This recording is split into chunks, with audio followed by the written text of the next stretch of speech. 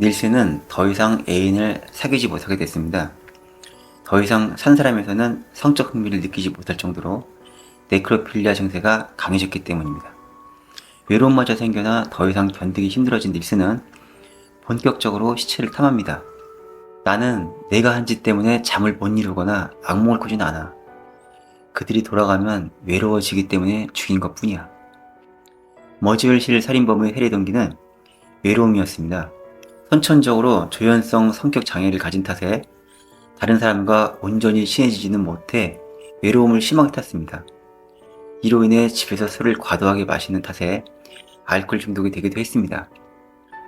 또한 체포 이루어진 정신감정에선 경계선 인격장애로도 진단받았고 외가 쪽으로 정신장애 병력이 여러 명 있음이 확인되기도 했습니다. 그의 외가 쪽에는 정신이상자나 자살하는 사람이 꽤 많았는데 그 폐쇄적인 어촌에서 근친은 흔한 것이라서 외가의 근친으로 인한 장애가 닐슨의 정신이상의 원인 중 하나가 아닐까 하는 추측도 있긴 합니다. 원인이 어쨌든 닐슨은 노숙자나 가출소년 등 상대적 약자를 살해한 살인마인 것에는 변함이 없습니다. 그의 첫 범죄는 길에서 만난 소년을 집으로 데려와 같이 술을 마신 것에서부터 시작됩니다. 술에 취한 소년이 잠에 들었다가 침대에서 깨어보니까 닐슨이 나체로 눈앞에 서 있었고 강간의 위협을 느낀 소년이 창문을 깨고 뛰어내린 사건입니다. 신고를 받고 출동한 경찰은 이번 사건이 또 다른 범죄로 이어질 수 있다며 피해자의 가족을 설득했지만 당시엔 남성의 성범죄 피해에 대한 부정적인 시각이 많았고 그 소년도 잦은 가출 등으로 인해 꽤나 말썽을 일으켰던 전적이 있었더라 조용히 넘어가길 원해 법정까지는 가진 않았습니다.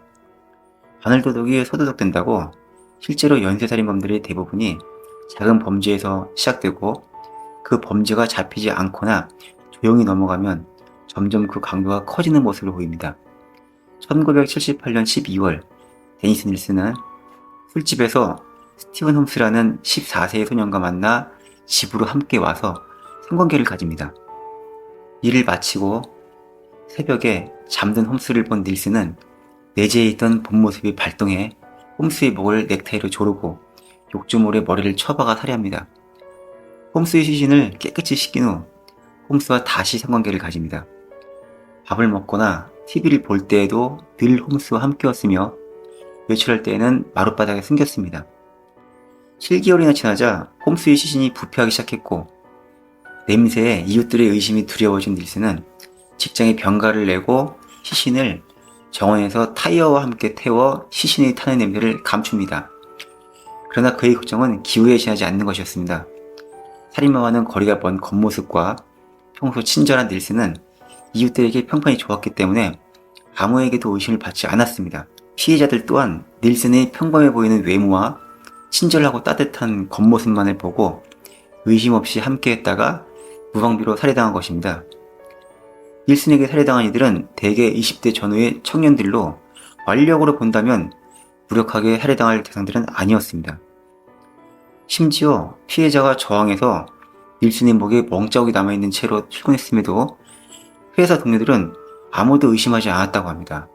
이유는 닐슨이 관리직으로서 직장에서 꽤 인정받는 평판이 괜찮은 사람이었기 때문입니다. 이런 닐슨의 살인 행각은 1983년 1월 마지막으로 20세 청년을 살해할 때까지 계속되었습니다.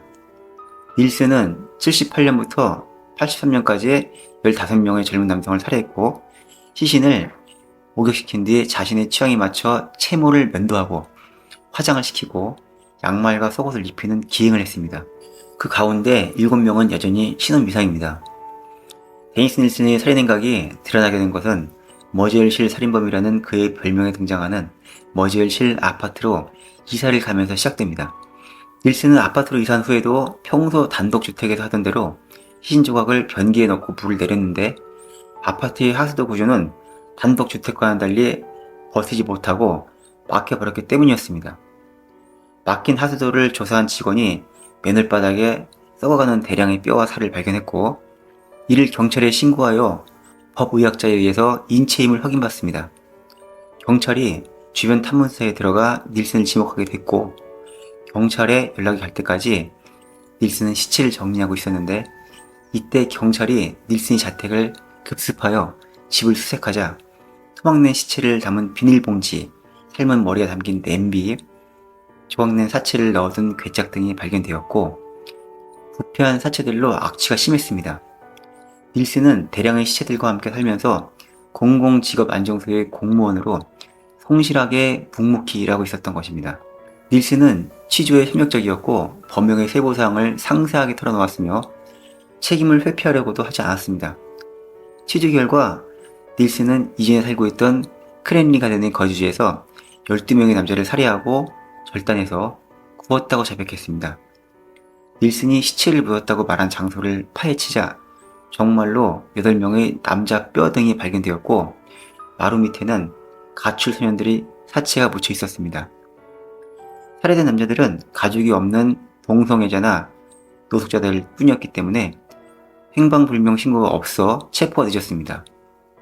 닐슨은 동성애자들이 모이는 술집에서 대상을 집으로 데리고 왔고, 일을 마친 후 그들이 자고 있을 때 밧줄이나 끈 등으로 교살하는 방법을 썼습니다.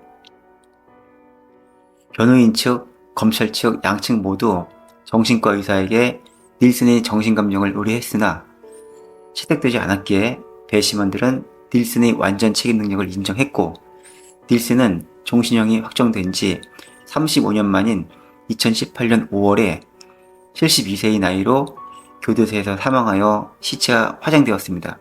그런데 많은 연쇄살인범들과는 달리 유년기, 청소년기를 특별한 문제 없이 보냈으며 성인이 된 후에도 다른 범죄자들에 비해서 그다지 특이점을 발견하기는 어려웠고, 오히려 동물을 사랑한 온화한 사람이었으며 반전주의자이자 사회참여적인 사람인 것으로 드러난 상당히 특이한 케이스인데다 사이코패스도 아니었습니다. 잠시 아버지에 대해 살펴본다면 아버지는 가족들에게 매우 냉담한 사람이었으며 가족을 돌보지 않았고 가족을 거의 찾지도 않는 사람이었습니다.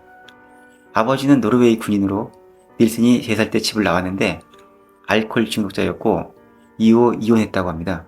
중학교에 다닐 무렵 데니스 닐슨은 자신이 동성애자임을 깨달았고 아직도 그가 동성애 성향을 가졌음을 어렴풋이 알게 되었고 서로 갈등을 빚게 되어 어머니와 관계가 다소 멀어졌습니다.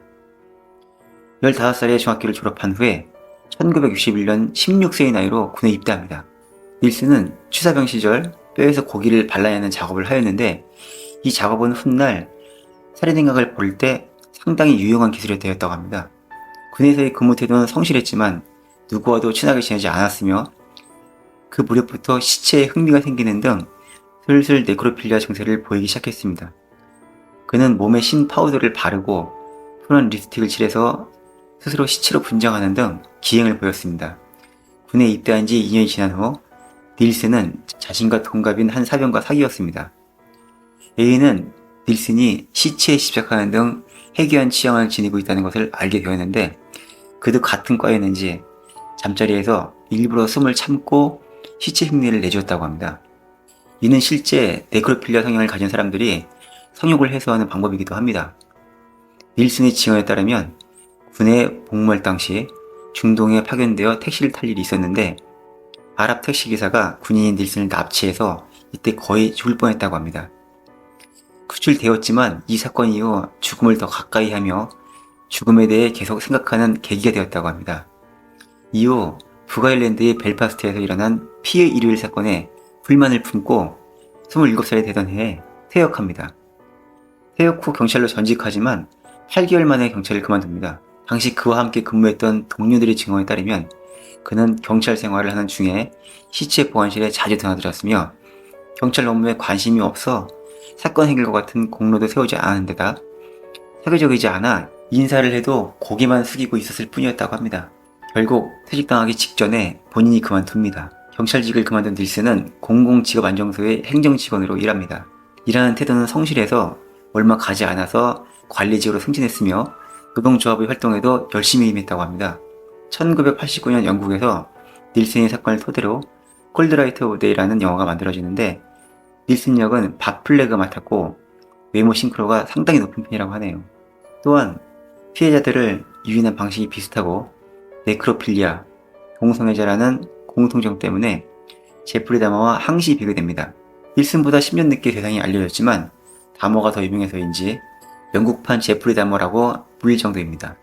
다만 생전에 닐슨은 인터뷰를 통해 제프리 다머가 그저 인육을 먹는 사람은 아니라고 말했답니다. 둘의 차이점이 있다면 다머는 근육질인 남성이 이상형이었다면 닐슨은 피부가 하얗고 작은 키의 소년이 이상형이었다고 합니다.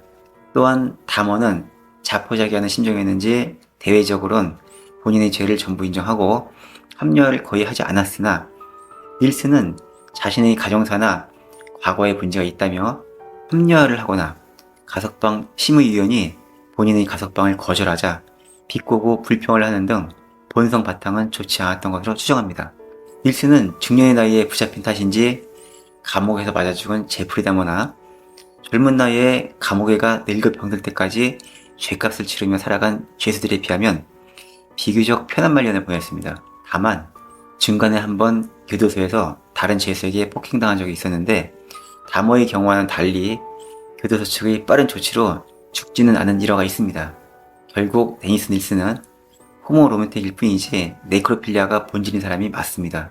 닐슨이 범죄 심리 전문의인 마이클 스톤에게 쓴 편지 중 하나에는 외로움이 묻어나는 시를 써보냈다고 합니다. 나는 여기 앉아있네. 오래, 아주 오래, 나 홀로 해변에 앉아있네. 속삭이는 바다를 곁에 두고 귀를 기울이며 기다리며 희망하며 모래가 눈물로 얼룩지고 파도가 죽은 것을 토해내는구나.